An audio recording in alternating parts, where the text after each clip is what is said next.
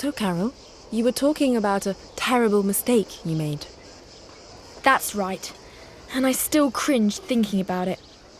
My mother sat me down next day and explained that my father wasn't strictly speaking a real soldier. He didn't go killing people like I thought.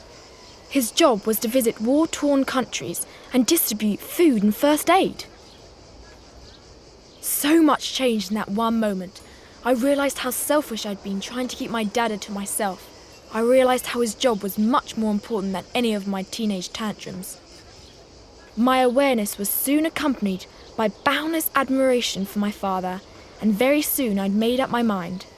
I wanted to be like him. I too wanted to help war-torn communities, people who had lost everything. I asked my parents if I could join a military academy. My mother was not very enthusiastic at the idea, but she saw how it might bring my dada and I together, and she finally gave in. You went to a military academy? Amazing! That's right, and it was there I had the revelation of my life. That you looked totally cute in khaki? If you only want to make fun of me, talk to someone else. I'm sorry. It was only a joke. Please do carry on. I don't feel like it now.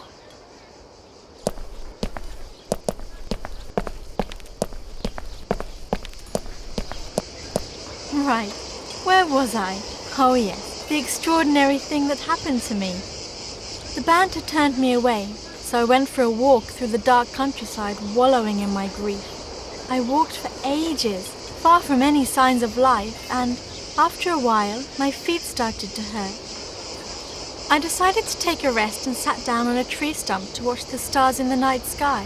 One of the joys of living in the country is the clear night skies that display the stars perfectly. And in these silent, desolate surroundings, I took up my violin and I started to play, to feel myself exist. I felt compelled to fill the silence with music. Even though surrounded by the heavens, I was totally insignificant. I still felt alive because I was playing. I don't know how long I played for. I was totally lost in the music. But when I stopped, there they were. Who were there? The horses. 4 horses. They'd heard my violin and come silently to the music. They were several yards away, that's all, staring at me, transfixed by the sound of the instrument. And I stared back, mesmerized by the sleek beauty and their majestic silhouettes in the night. It was as if, by their silence, they had sensed my grief and understood my music. They had always been nearby, and I would see them regularly. I had never really paid them attention before. But that night I gazed upon them as I had never gazed upon them before, and I fell under the charm of those magnificent creatures. I went home utterly excited at the idea of seeing them again as soon as I could, and I had an urge to ride them. But of course, life is never so straightforward.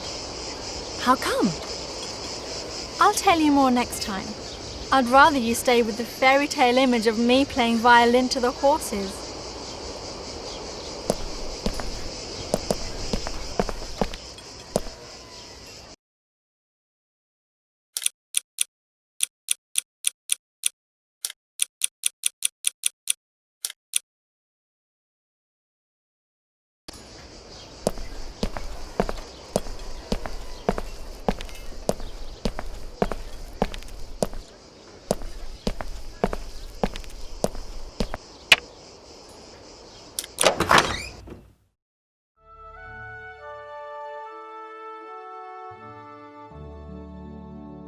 The day of our second competition grew closer. This time, we decided to behave like real competitors. No shopping, no card games, no violin, no garlands, no radio, no internet.